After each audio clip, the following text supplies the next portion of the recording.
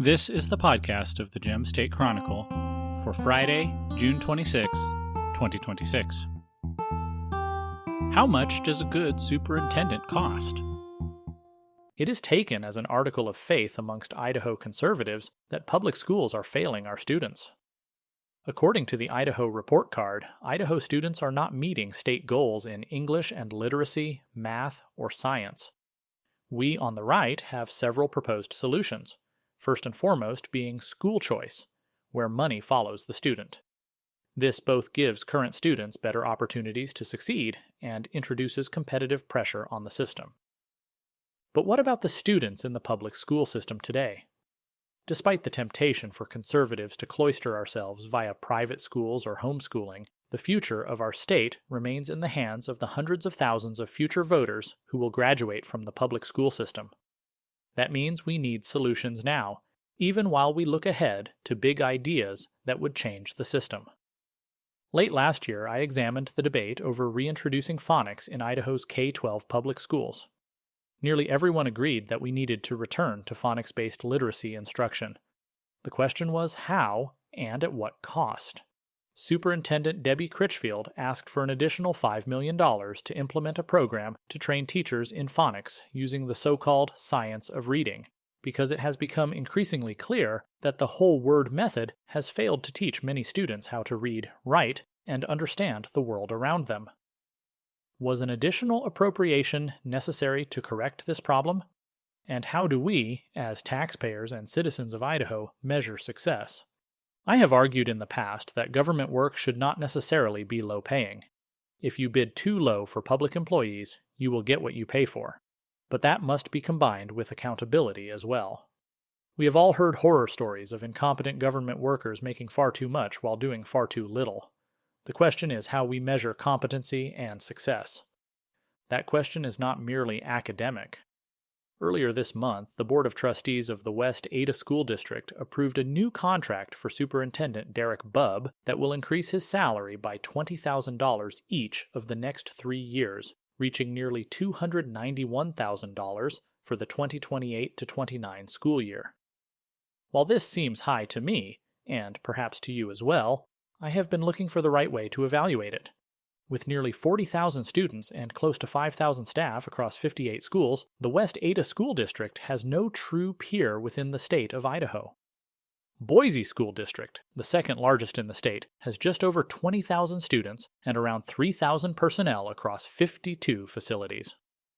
A more apt comparison for West Ada might be a large corporation rather than another school district. CEOs of private sector organizations of similar size and complexity often receive compensation packages well into the 7 figures, depending on industry and revenue scale, which would make Bubb's salary comparatively modest. West Ada trustees issued a memo to district patrons explaining their decision. Sean Dolan of Idaho Ed News obtained a copy. Quote, West Ada School District is one of the most complex public organizations in Idaho and among the leading employers in the Treasure Valley. The organization operates Idaho's most extensive food service and transportation networks while managing a physical and operational footprint that exceeds Boise State University.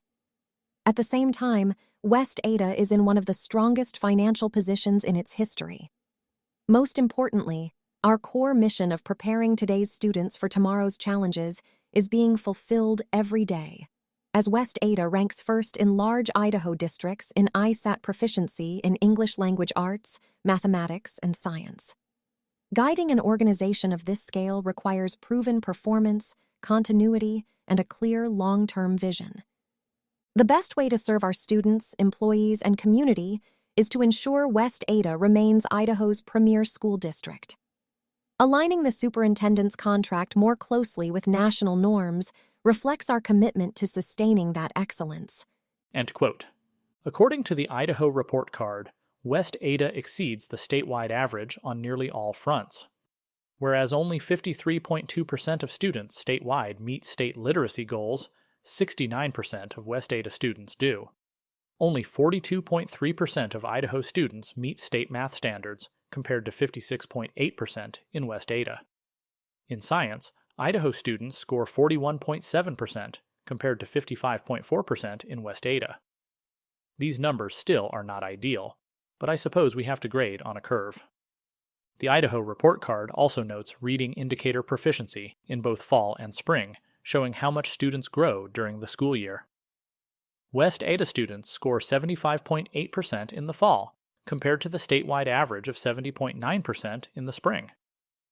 That means that the average student in West Ada is more literate at the beginning of the school year than students in other districts are at the end. Public school students are clearly much better off in West Ada than in any other district in the state. How much of that can be credited to the superintendent? And if we demand that leaders take responsibility for failure, should they also receive credit for success? In setting Dr. Bubb's salary, the West Ada Board of Trustees utilized a salary and benefit study produced by the School Superintendents Association. I reached out to the district office and obtained a scanned copy. The document contains extensive survey data and demographic breakdowns, but some of the most relevant figures are the median salary for superintendents of districts with 25,000 to 49,999 students at $295,000, and the median salary for suburban districts at $220,000. Dr. Bubb's current salary of $230,822 places him just above the median for suburban districts, but on the lower end for similarly sized districts by enrollment. His ultimate salary under the new contract of $290,822 will place him just under the median for large districts in that enrollment category.